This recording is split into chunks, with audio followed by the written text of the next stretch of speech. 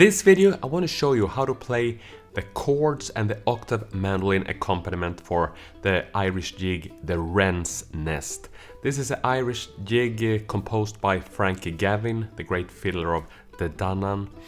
And this is like a mandolin arrangement, and I made a duo recording with mandolin playing melody and the octave mandolin playing the chords. This video I'm going to show you how I play it, and I'm also going to go into some specific trade secrets about the picking directions and some chord voicings and things like that. And I want to point out that I put quite a lot of chords to this tune.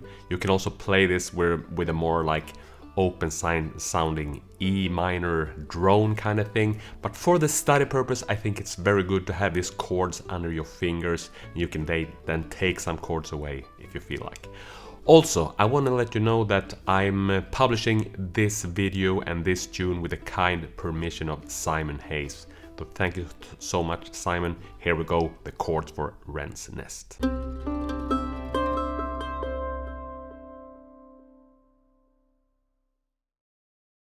My name is Magnus Sedlund and I help mandolin players just like you get to the next level. If you're new here at the channel, make sure you subscribe because we have new videos like this coming out every week. Also hit that bell notification button and you will get notified as soon as we publish a new video. And for an enhanced learning experience, go to Mandolin Secrets Academy. You find the chord charts, the tabs, play along backing tracks for this tune and all the other videos here at the YouTube channel. So check it out. I'll put a link below. It's mandolinsecrets.com/academy. Okay, let us start by listening to me playing through the tune twice here. It's the fiddle tune structure is A, B, C part. So I play each part twice. And then I will break it down, show you some small details, and then we also play it at the slow tempo. And for the very observant watcher, yes, I'm using my wife's octave mandolin in this video. Here we go. 1, 2, 3, 4.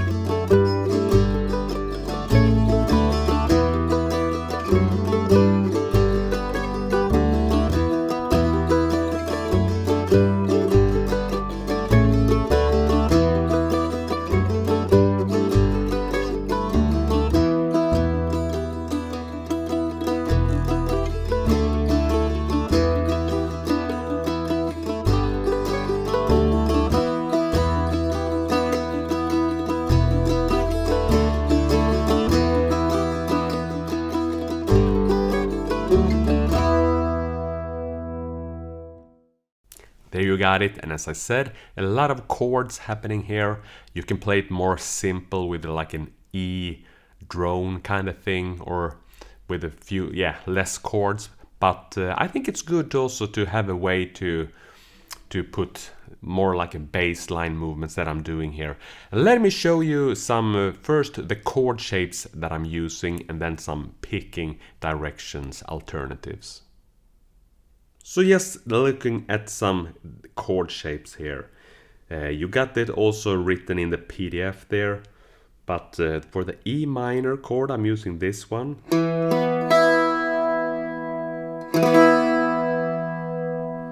There's different fingering solutions already here.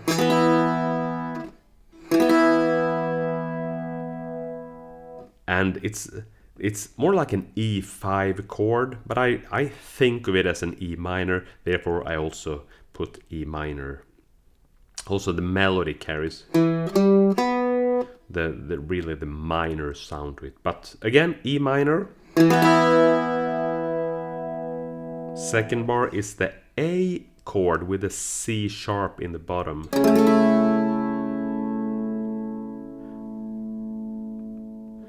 Back to E minor, and then in the fourth bar we have D major.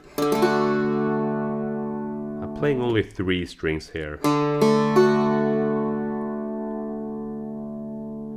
Then same thing happen again, E minor to A. Then we have, this is more like an, I'm now talking bar 7, it's like a bass line sort of, but the chords will be like this. And it says D over F sharp. So a D chord with F sharp in the bottom. And it's more like a double stop really. Then G. Like this. And back to E. And with these chords you can get around the whole tune basically. But there's also in the B part, when I'm doing this, I'm using this open. This is a G chord that you're familiar with, I think.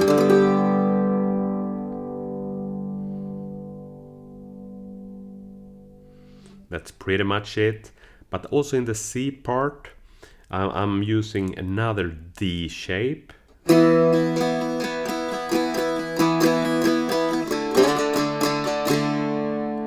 This is like a D5 sound, looking like this. So it's on the 7th fret, I'm fretting the D note. You can also use first finger. But I think it just gives a nice, like, open sound. But that's basically the chords, the voicings that I'm, and the chord, I'm using here. And for the rhythm, I also want to point out, this is a jig, and it's in the 6/8 meter. And for our like go-to picking pattern for this is down, up, down, down, up, down. Right, 1. Like that.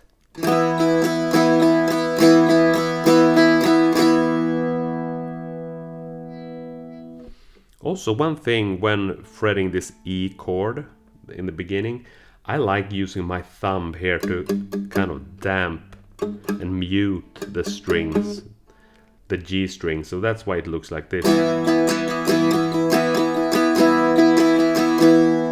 Talking about my thumb here, you can see I'm muting it.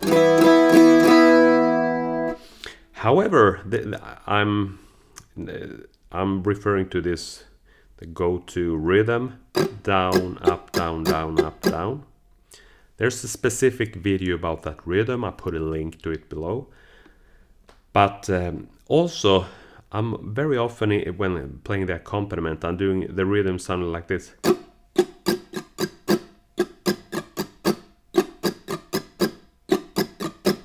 You can see it's the picking direction, and it's as written in bar number 1.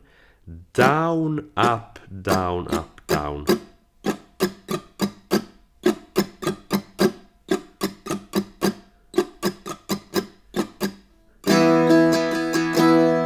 So the 2 first bars would be.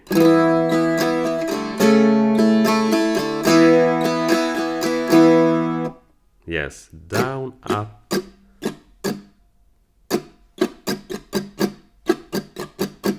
You will have also option to play like down, down, down, up, down. But most often I'm using this down, up, down, up, down.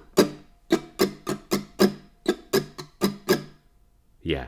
One last thing that I also want to point out before we're listening and playing the slow version. When the chord change is happening this quickly and we're doing this strumming pattern, most often I'm changing the fretting hand like just before next bar begins. So if I'm doing it slowly, you can see the two first, or I can play the first line, E minor, A, E minor, D.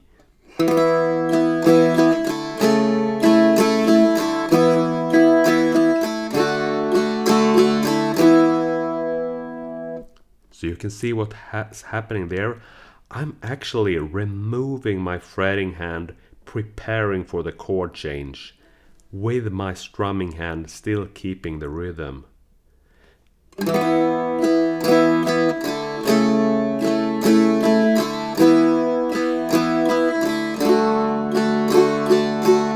So there's like an this sound just before the next chord comes. But it's only to give me time for the changing, and when we speed this up, you will not think of this. Listen to it once when I bring it up to speed. Oh yeah. Coming here.